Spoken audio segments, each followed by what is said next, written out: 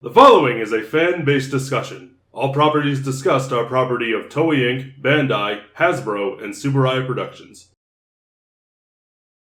Hello, everyone, and welcome back to Rant-O-Cast. It's been a while. Marcus, would you like to know what I have prepared for today? Sure. Just exactly how strong is this character supposed to be? I'm ready. Let's go. Okay, so I touched upon it because we just recorded our decade in reviews. Half decade for Sentai, full decade for Rider. Yeah. And you brought up, here's a brand new toy. And it's things like that. I noticed it more. It's something that I feel like I notice more and more the more Toku I consume and the more that I think back on it. Just exactly how strong is this character supposed to be? Yeah.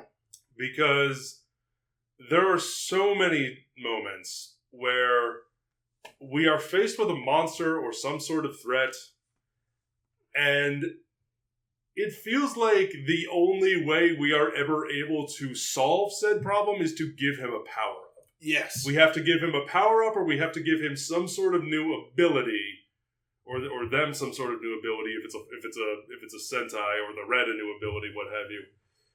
Or, some new whether it's a new finisher, whether it's a form change, whether it's putting a paintbrush on your foot in the case of Forze. We cannot beat this monster unless we do this one thing. Because my strategy of punching it in the face isn't working. Yeah. And that brings me to the question, how strong are they exactly? And why are they so terrible at fighting? Yeah. Oh boy. Okay. All right. If you could imagine watching I don't remember the name of the movie, but a couple weeks ago, you were watching that fight scene on the freeway, Donnie Yen against that. The guy, yeah, against that other guy. It was that big like fight on the freeway.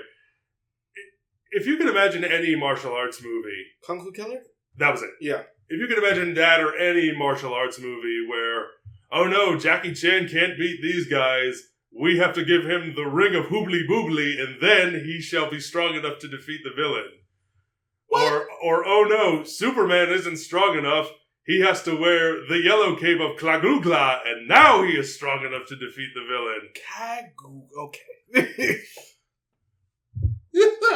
I do what I can. And yeah. You compare that to Toku, and the way it's always, we have to... They're never strong enough to beat them on their own, and that is a big problem. Anything you would like to add? Yeah. Oh God. I want to give you the first good example, and then we can just go into the bad. Oh, please do. God. Okay. So you got my boy Kuga. Okay. You got my boy. Yeah, boy. All right. So you understand, it's just like fighting against Zagaba. Zagaba's just out here killing everybody, killing bitches left and right. Dude's dead. Dude's dead over here. What's that? Oh, look ahead. And we all know that Zagaba... You're in a tree. Yeah, pretty much. Zagaba did all of this. Right. But the thing is, there was a consistent and constant build-up coming from Kuga's ultimate form being foreshadowed. Mm-hmm. So it's just like, you knew exactly where this was going. He had to get there eventually. Mm-hmm. And the fact that he was scared of the power that he was getting. It didn't always feel like it was necessary, but it felt like the belt that he had in him was constantly evolving apart from his own will. Mm-hmm. So it's just like, all right, we have a reason. We know why these things are happening. He doesn't get this special new toy. He gets a whole new form because of the fact that the thing is always constantly evolving. We're not going to talk about Kuga Ultimate. Fuck that thing. But you end up getting something like, say, I don't know, the whole another decade in Zio. Who comes in at the last second. Yep. And who's like super powerful and could summon a whole bunch of past final villains that Oma Zio kills in 0.5 seconds. And the next thing you know, we're kicking each other for a good while. Just paused in the air, legs together, doing a whole choreographed dance routine.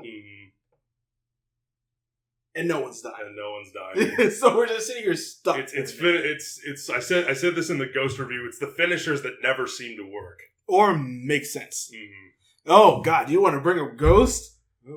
How strong is that final character supposed to be? How strong is Extremer supposed to be? How strong is Gremlin supposed to be that they could be beaten by the original form?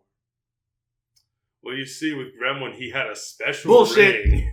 I am not disagreeing with you at all, but their justification, because it gets back to what I've said in countless other videos.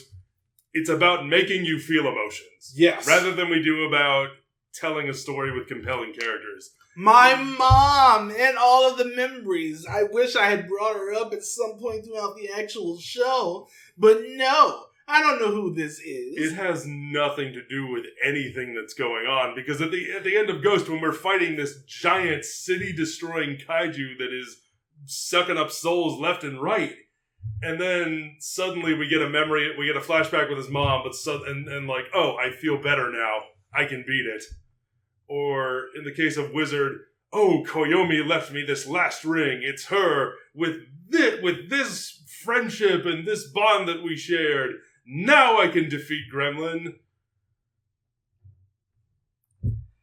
The context of the relationship was never that strong to begin with. And the fact that he was so easily knocked out of his final form, suddenly, this is the one thing that was able to do it.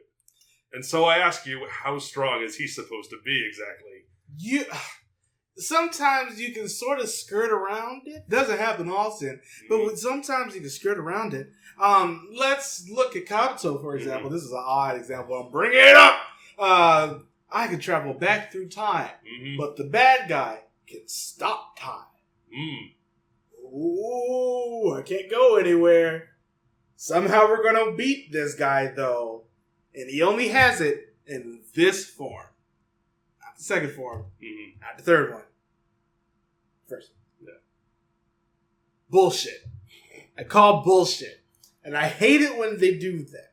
Because it seems to come out of nowhere just how strong this person is. Or something like Kiva where you have a new base form. Yep. called the final form.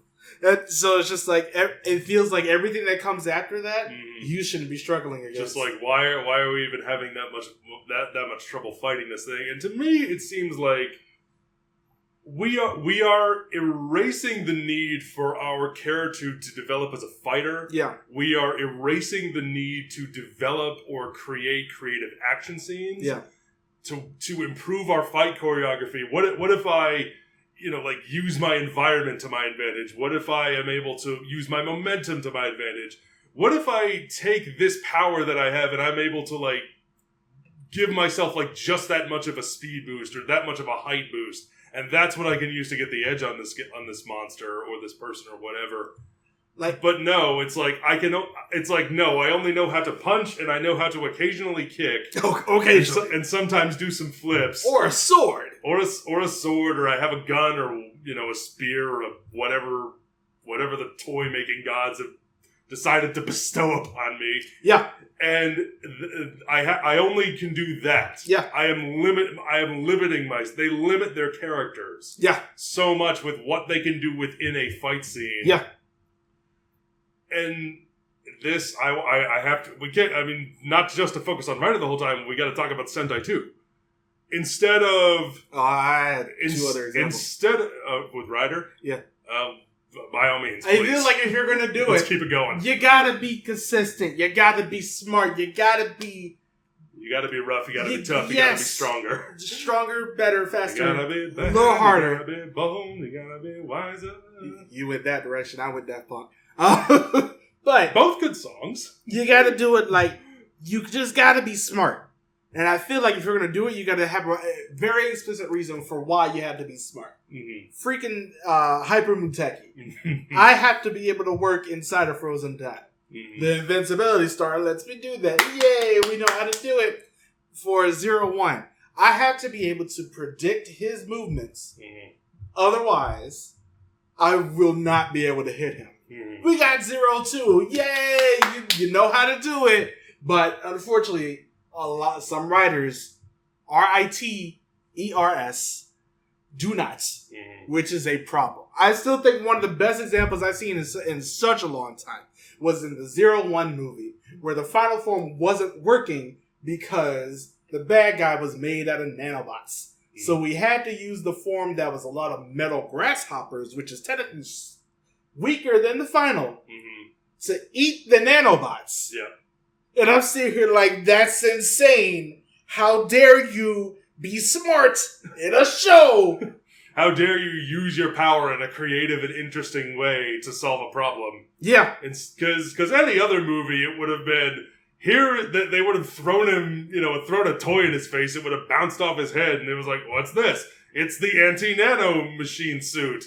And then he would have worn that, and he would have just rider kicked him, and it would have been over. Or you gotta go the Dragon Ball Z Abridged Revenge of Cooler route. We just had to hit them really hard. But Sentai, let's get on to it. Let's get on to the Sentai. Oh, boy! So, you have a show whose entire... baseline is teamwork. Yeah. They are, it's set. It's Super Sentai. We are a superhero team. So, what do? Let's give the Red Ranger a stronger form. Then we can beat the monster. Or let's give everyone like a slightly powered up version or a powered up version of their suits. Give them a little more power. Now, sometimes it can work. Yeah. Like Deca SWAT, I think is a good example. Yeah. Because that one, it really depended on the story and the fact that the monsters got a power up beforehand. But so many times in Sentai, you see this a lot too, where they'll beat the monster, they'll have him on the ropes, but instead of just finishing him the way we have in the past, we got to push that new toy. So we have to tack an extra 2 minutes onto our episode to do an extra transformation scene. Then we can finish him off. And again, we're erasing the need to come up with creative ways to use our powers. I think Die Ranger did this great, where they use their ki to make themselves a railgun. Yeah. And they shoot the yellow, I forget the yellow Rangers. Ki Ranger. They shoot. Well, no, Tenma Ranger, Shisha Ranger. Tenma, Kirin Ranger. Where they shoot Kirin Ranger using their ki power as a railgun at the monster. That's a cool and interesting way to do things, and they do that throughout that show. It does come down a lot to Bandai, and the fact they always want to constantly push the toy. Oh boy, once we get to Saber. But yeah, this is just one of those ones where I'm just sitting here looking at this like, wow, what if you didn't do this? What if this is a possibility of you not being complete and utter garbage? But unfortunately, we had to put in a whole new toy. Woo, let's talk about Power Rangers. Talk about those battleizers. The battleizers. I did a rant on this years ago, but it's still applicable to this situation. We'll consider this 2.0. Battleizers are, again, garbage. Instead of let's work together as a team, let's fight, let's you two flank him, you two come from above. We'll sweep the leg, we'll get him from below, and then when he's on the ground, all of us blast him, and then we jump back and then hit him with a finisher. No, we're not doing anything creative with choreography. We're not doing anything interesting with our powers. One of us got a shiny new suit, and he's gonna strut down the runway and blast the enemy into oblivion. Ooh, boy, when that first we have no need for growing as a team. We have no need to better ourselves as fighters. We just need power-ups. When that first Battleizer came out in space, I was a kid. I was small. I was confused. I remember being very confused about that show. Not the confused that you were thinking about. But I remember being very confused, confused about that show. And why is his chest... This is what I assumed you were talking about. Why is his chest now see-through? Why is he super muscular? Why does he have wings? Why does it never show up again, really? That thing rarely ever showed up. Every other time they had a battleizer afterwards. The only other time they really made it work was in Lost Galaxy, really. Because they had to use it to do the point-blank shot thing at the end of it. I really want to rewatch that show. Because I think it's a lot better than I remember. Whew! Alright, just battleizers in general. They gave one a Lightspeed Rescue. Why? I mean, they gave the 3 guys one. They gave one in Time Force, and I think I was just like, okay, but why though? Wild Force, God, we all remember Forever Red and how that ended. Why are you promoting our old toys if we're not going to do anything? We're going to make a new one here. It's a bite. Throw it through the throat. Space Serpent. We all know how much I don't like Battleizers. I think they're stupid and I think they're unnecessary. Yes. It's one of those times where I think they are completely, utterly unnecessary. Really enough, I think when they did it very well was Gingham Man. They're just like, they both are racing towards those Lights of Orion things. It's just a power up in general. But the Gingham Man got to it first. Mm-hmm. So it's just like, all right, that's one for the good guys. So I was like, all right, it makes sense here. You're both working towards it. Mm-hmm. You both do something with it. Nope. Only one of you gets it. Ahoy! Again, only one of you gets it. It's either the Red Ranger or the team. Sometimes it's the team, or in the case of something like Tokucast, it's just the guys. The women have to share. Unless you're in the stage show, which I think Pink just got it to herself. I think Yellow's the only one who never got it. Sad.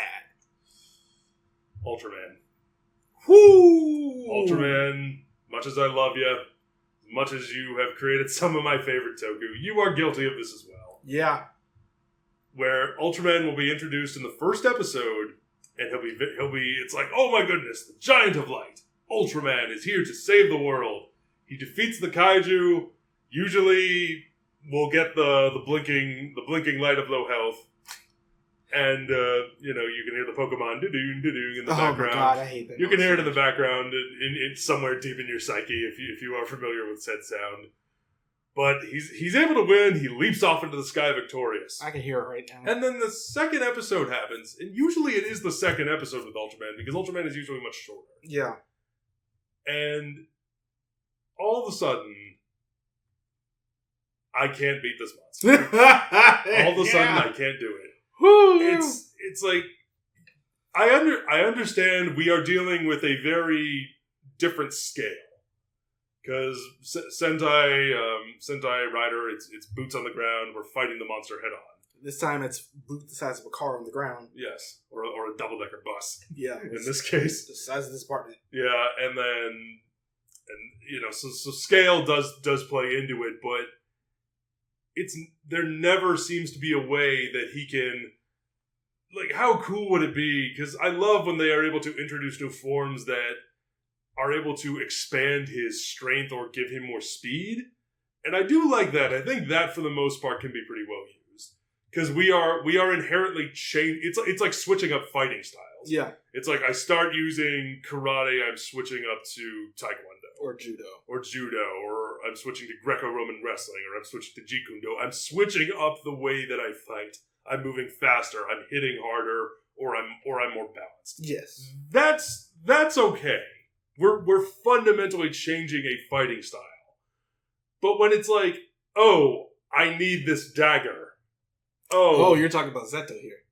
Among other things. It's like, oh, I need this dagger, or oh, I need this sword, or oh, it's like this. When you use form changes as a way to fundamentally switch up the fighting style, that can be interesting.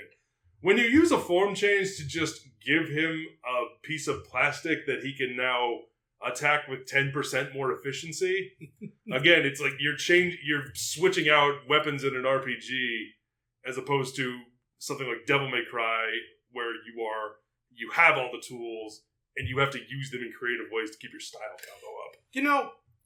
You bring this up, and I did bring up Z, but I have to talk about it.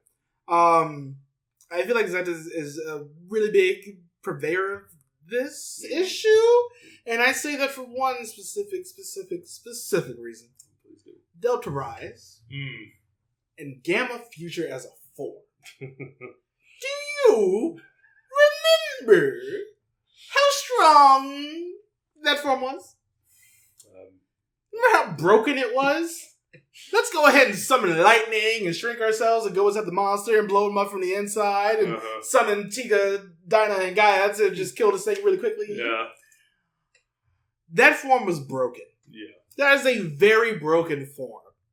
And I feel like when he lost that first time with it, they didn't give a good enough reason for why he lost. Mm-hmm. That was my biggest issue. Mm-hmm.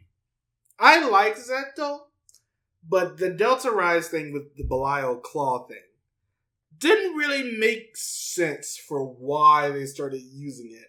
When Gamma Future is over here like, I can bend reality. Enjoy. Mm-hmm. It felt unnecessary, arbitrary, and bullshit. Mm. It girl bossed, it gaslit, and it get kept. I just want to stop doing it. I do too. Which is why I need to pivot to our next subject. Garo? Precisely. And how Garo does this right. Because they don't introduce it until the very end? It's not so much that they don't introduce it to the very end, but usually the way Garo's the armor is designed. Did you say the nut? No, the knight. Oh, I heard the nut. Fair enough. Okay. If I did, Freudian slip. Anywho, the armor, the armor of the Golden Knight, yes, if you will, or the Silver Knight, or the Dark Knight, or whoever it is that we are focusing on in whatever episode it may be. The Knight of the Night. Precisely. It is designed specifically to kill horrors. Yes. It is designed, that's what it was built for. Yes. It, like, both its user and those who support him know exactly what it does, we know how to use it, and we know what it can be used for. Yep.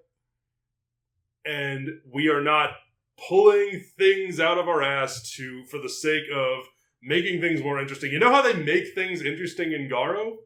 They change up how they fight. Yeah. They put in interesting choreography. They bring in a horse. They bring in a horse. You look at Garo VR, you have so many characters with different fighting styles. You have someone like Kosugi, who is very acrobatic. You have somebody like, I forget his name, but one of the side characters, like, he's a wrestler. Another one is a boxer.